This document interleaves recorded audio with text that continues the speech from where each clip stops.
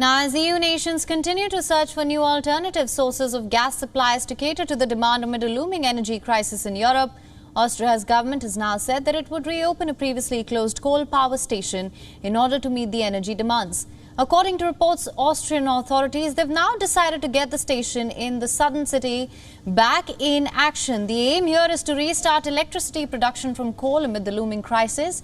The Malak power station, which was closed in the spring of 2020, was the country's last coal-fueled power station. The closure was part of a reform as the government phased out new non-renewable sources of energy in a bid to move to 100% renewables.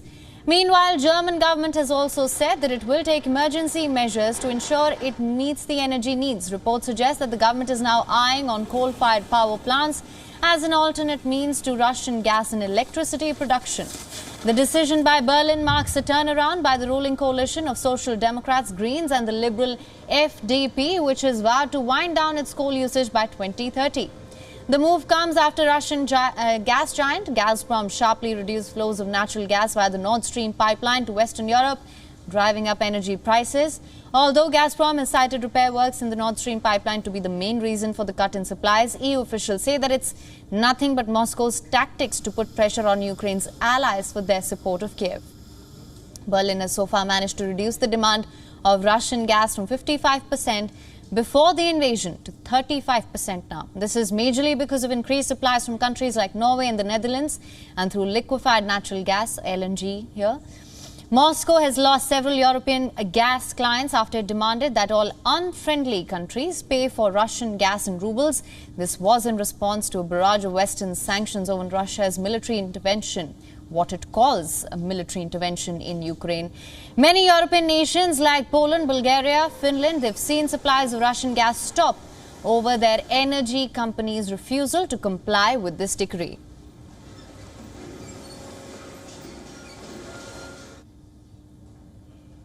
And for more on this, our correspondent Trent Murray is joining us live from Berlin. Trent, thank you for joining us. Now, Austria said that it would reopen previously closed coal power stations. German government, it has also said that it will take all the emergency measures. What can you tell us about this? Do you reckon that these measures will prove to be counterproductive to their energy consumption goals?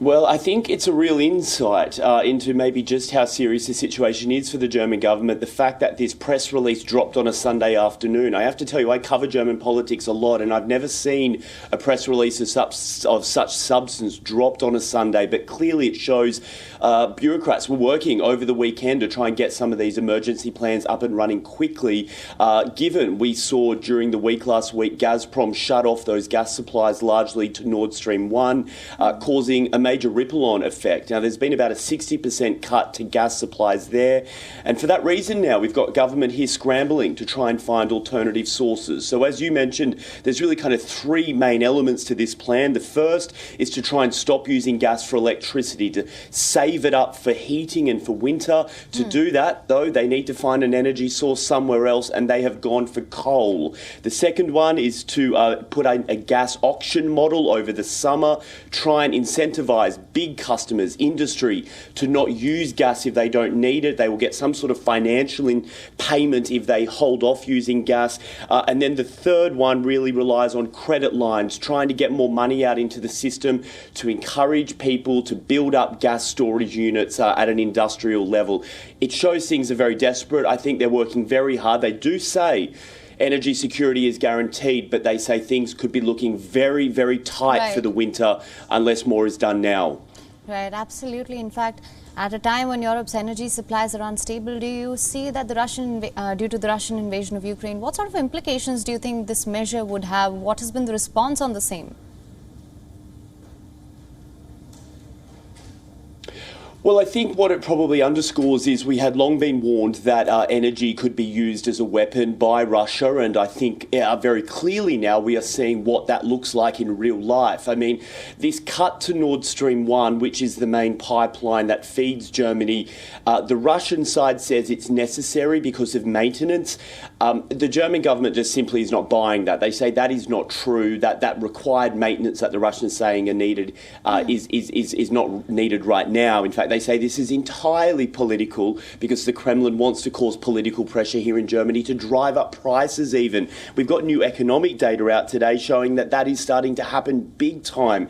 Producer prices are up 34%. That is the price that factories indicate that their goods cost to make other goods. That's the highest we've seen a monthly jump ever since records were created in 1949. And again, it's all being driven by energy. If factories are making, if it's more expensive for factories to make goods, then of course that gets passed on to the consumer. It's just yet another way inflation can hurt sort of everyday people in their homes, with electricity up, goods in shops up, food up. It's a very difficult situation, and it shows the impact of the war in Ukraine is rippling well beyond the region. Absolutely, of course. Now also, Trent, financially and logistically, what will this transition entail?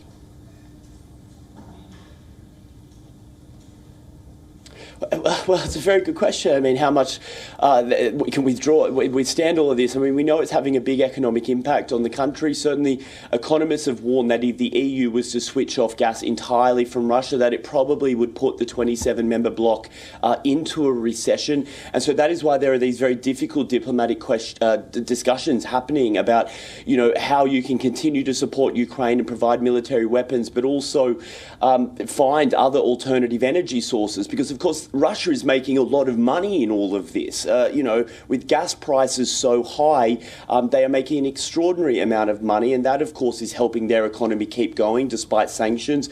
So that's why you've seen here, for example, the economy minister doing some trips recently to places like Qatar and Israel and Turkey, trying to find other parts of the world that could supply gas. But, of course, that takes time. The clock is ticking down. I suppose you could say winter is coming, to borrow a phrase from a famous TV show. And so that is why really it seems that for the German government, time is of the essence, which is why really through gritted teeth they are deciding to power up those coal-fired power plants again, because they simply feel like they have no other choice. And I have to say, it would be a very difficult decision for Robert Habeck in particular, the man charged with all of this, because his political background is from the Green Party. They are against coal entirely, and yet faced with the real politic of governing, they are now having to say that despite that bitter pill, they are going to have to swallow it, because if they don't, Germany could really start to have some power outages or problems over winter.